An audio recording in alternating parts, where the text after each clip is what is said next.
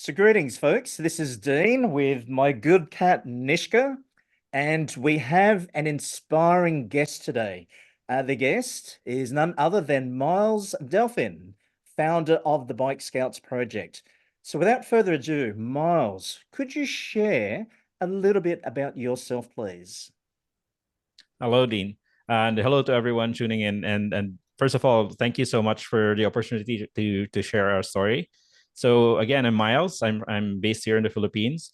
In 2013, I'm not sure if everyone remembers it, but Category 5 Typhoon Yolanda, which was the international name for it was Typhoon Haiyan, made landfall here in the Philippines and created such a big devastation Mm. across like many islands in the Visayas region, especially in the Philippines. And back then, I was working in the advertising industry. I used to be a creative director, and so I was sitting in my office, and then I was watching the news, and then I saw how people were receiving like the traditional kind of help that people needed, like food, shelter, medicine, water, all of the usual stuff. But none of the people in the news broadcast that I saw had access to communication or information. And in a country like the Philippines, family is a very big deal. So when Mm. something like a typhoon or a disaster happens, and suddenly you find yourself like out of touch with your family members, that is a very big deal, and it impacts the sense of hope and eventually the sense of resilience of Filipinos. And I'm assuming that even other people are the same. If you can't, if you have no way of knowing if my dad, my mom, my grandparents, my kids, my relatives are okay. And in the Philippines, the infrastructure is not very resilient, like in a lot of places. So when a powerful typhoon, a flood, or an earthquake happens, a lot of things are basically destroyed. And so there was just simply no access, and which explained why people had no access to information and communication. And back when I was younger, I actually used to race mountain bikes. I used to do cross country mountain bike racing and also 24-hour endurance events. But that was a long, very long time ago. You must So be I fit did then. well back then. Yeah. When I was much younger, without the wrinkles and everything and the gray hair. So yeah, so basically, I thought that why don't I just put together two of the things that I enjoyed and did well. Well, number one of which was like creative problem solving, which was related to my job, and Yep. then the second one was riding bicycles, which until now I really love doing. And so I came up with the idea of using bicycles basically to be able for us to be able to serve as volunteer bicycle messengers for disaster response. So the idea back then was very simple. We just wanted to transport letters from people to their relatives, to their loved ones, to their friends, Mm. to so that they would know where they are, how they are, and if ever they needed anything. So Um, firstly, really was just a messaging service for the local communities. I think an interesting point, and sorry to interrupt, Miles, but even in today's age, in a lot of countries, even where I am, we rely so much on technology, communications. So should the internet or even power go down, we're often, without that sense of contact. And as you mentioned, that leads to the challenges and the sense of, I guess, perhaps hopelessness as well. So very relevant. It's that communication, that messaging is one of the key factors as well. Back to you, Miles. Please continue. Okay. Yes. No, I'm like a really big fan of technology when it comes to the way its capacity to drive innovation and progress and all the wonderful things. But at the same time, having lived my entire life here in the Philippines, I know for a fact that at least here in our country, the first thing that gets destroyed during a disaster, not even in the aftermath, but during a disaster, is basically technology, all forms of Mm. technology, Yep. even the most well protected and reinforced forms of technology, like for example weather radars, all the different kinds of like environmental sensors that are used by scientists and the government. All of them, I've seen all of them destroyed, like completely destroyed. Like they've been twisted up, like they were made of paper Mm. by the wind coming from Category 4, Category 5 typhoons. And at the same time, of course, if I've seen sensors on volcanoes, for example. Taal volcano eruption was in 2020. I was there like immediately after the eruption, and tried to document and tried to find out what happened to the sensors that were sort of like reporting on the activity of the volcano, and basically all of them just were completely destroyed. So and that includes also, of course, our telecommunications, internet, mobile service, and Mm. even roads. I consider roads as infrastructure for communication as well. All Mm. of that are shut down, and basically people lose access to even the nearest places to their own village or town. People, at least here in the Philippines, they lose access to that. And so my point is that, which is why there's, I think, until now, there's a place in the modern world for high technology, and also at the same time the very very basic technology, because the very basic technology, like for example bicycles, are often the most resilient forms of Mm. technology. And for us as human beings, I think, like especially in the course of a disaster event or in the aftermath of one, um our priority is really to just get things done, to be able Mm. to find out what happened to our family members or loved ones or friends. So we don't really care what kind of technology we use to be able to achieve that. So I think that the discussion that people sometimes have on the internet about, oh, modern technology is better than old technology, so on and so forth. I mean, there's a place and time, I think, for a conversation like that. But in terms of like disaster resilience, I think anything and everything that we have that we can actually employ and use in the aftermath of disaster is the best kind of technology. It sounds like it's the speed of information, not so much how the information got there, right? Yes, Mm. exactly. So yeah, so basically we started out that way. I started out by posting on Facebook, for because I had no idea how to get it started. So I just basically wrote one sentence about how, what if we used bicycles to create sort of like an alternative means of Mm. access to communication and information for people. It would be a big help. And within a few hours, we had 200 volunteers that signed up. Wow. I Okay. mean, even without even without a proper description of what we wanted to do, Yeah. without an actual plan for how we were going to do this, just things just came together, and the volunteers themselves sort of like, oh, I can do this, I can contribute this, so on and so forth. And there was like a major cycling brand that even pitched in and said, hey, if you guys are looking for a space where you can accommodate, we can accommodate 200 people in our showroom, so you can show up later tonight and you can have your first meeting. So we had our first meeting at that showroom. For actually, it was specialized bikes. And then within a few hours, we were on a C-130 flight of the Philippine Air Force, flying to the disaster area. And on the way to the airbase, I remember that I was still even designing the logo for the bike's house because people wanted to print stickers. Right. I was sort of like writing a description for what we wanted to do, so on and so forth. Like all of the things that should have been done beforehand, I had to do at the very last moment, because nothing of the sort like Bike Scouts existed before Typhoon Yolanda.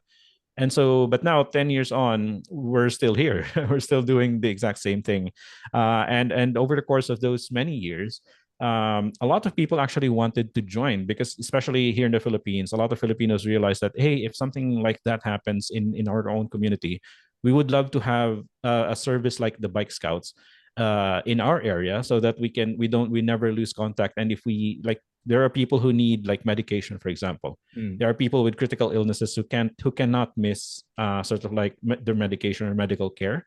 And in a lot of cases here in the Philippines, if something, like if the roads get shut down or destroyed, then the complete end to medical care, or complete end to access to even just drugstores, for where people can buy simple things, even just for cough medicine, Yep. cold medicine, fever. People lose access to that. And so people sort of like started asking, how can we participate? And a lot of people said, I don't own a bike, I don't know how to ride a bike, but I want to help, I want to be part of the community. And so over the past 10 years, what happened was that all of our friends, relatives, and other people from the general public basically just signed up on the Facebook page that we created originally, just so that we could coordinate our work at the ground zero of Typhoon Yolanda. And so over the past 10 years, a lot of people joined in. And what happened was that we started engaging with um, cycling clubs, cycling organizations here in the Philippines, all over the Philippines, actually. We started doing rides with them, and shared with them what we could do with our bicycles. And everyone loved the idea. And so everyone started signing up. And that's how we ended up with like 100,000 volunteers that we could call up if there's a need. Of course, not all of them are active at the same time, but we have that many people in Wow. the community who are sort of like willing That's and able to participate.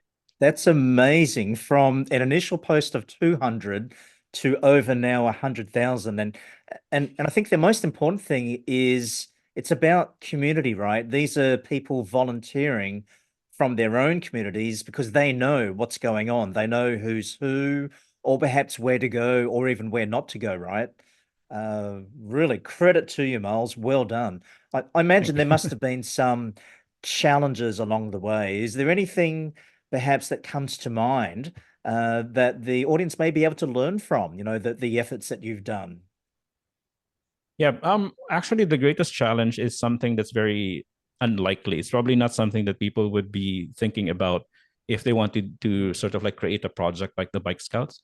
And it's so ironic because I've been telling my clients back in my advertising days about this exact challenge, and I completely forgot to practice my own advice basically when I started the Bike Scouts. So that advice basically was that just because you're doing something good, it doesn't mean that you'll be able to find the support for whatever it is that you're selling or doing.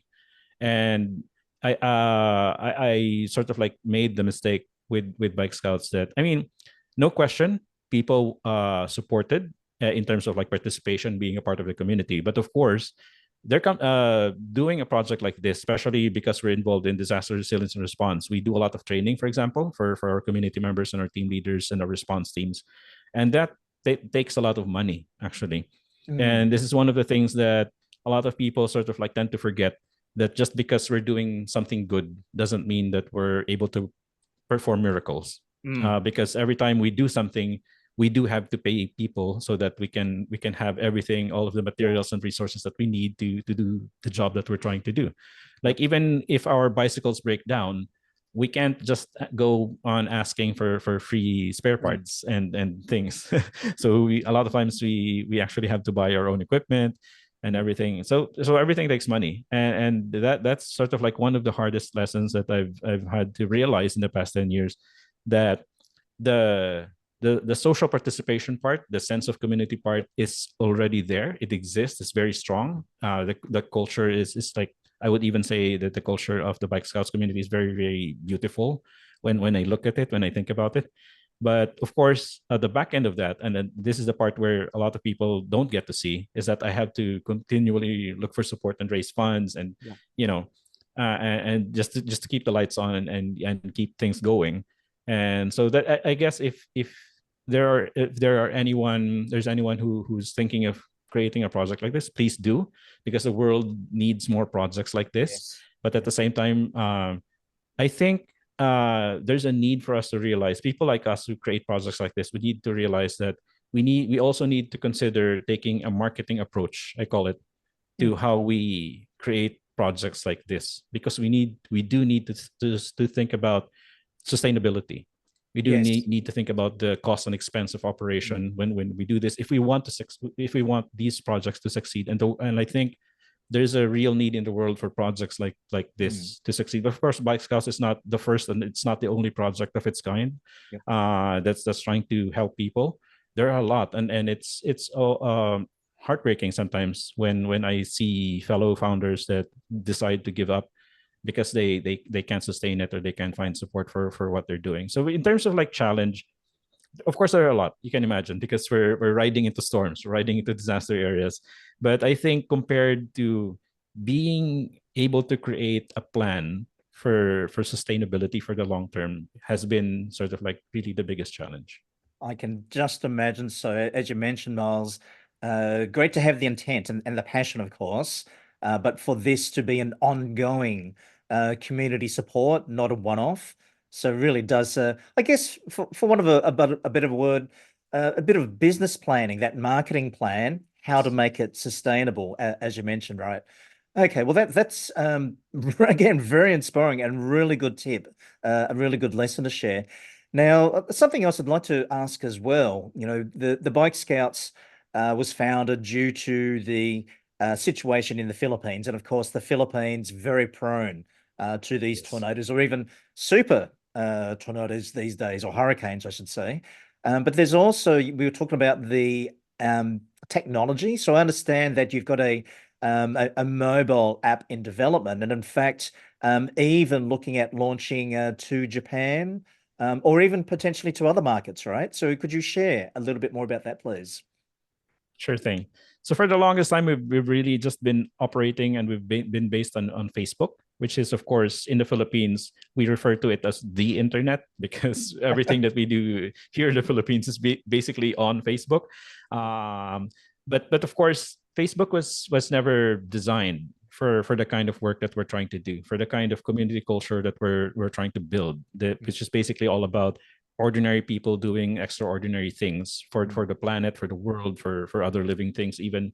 And so, like, it's not just Facebook, it's all social media platforms actually. mm, If we really think about it, all of them are created without rules, all of them are created without a specific purpose, and which is why people, like all of us who join these platforms, we create our own usage mm, for these platforms, and most of it is really to make money, to gain fame, to gain fortune, even, which are not bad things. I mean, these are things that people normally do in their daily lives. But I think there's a real need for the world to have another social platform that's specifically designed for where people can sort of like find a more meaningful participation in the connectivity that we have through social media. Social media is a very powerful thing. I mean, I recognize that, which is why I'm trying to build towards that. yeah. Coming from being just a social movement, being just like a community-based project, I've realized that I think to make the bike scouts more adaptable to the future, we really have to sort of like create our own technology as well. It solves a lot of things for us because, for example, because about one of the jobs that the bike scouts community does, like anyone can do this. If there's a storm or typhoon or an earthquake in your area, you take a photo and you make a report about what's happening. Because we're Ah, partnered with organizations like the UNDP and other INGOs, and so, and we are also partnered with professional rescue agencies, mm, and so the right people get to see these community based, community driven reports. But the thing is that, again, social media, Facebook specifically, is not really designed for that. It doesn't have the tools, and in fact, a lot of the pictures that people need to share might actually violate the community standards of mm, social platforms, like mm, people in distress, for example.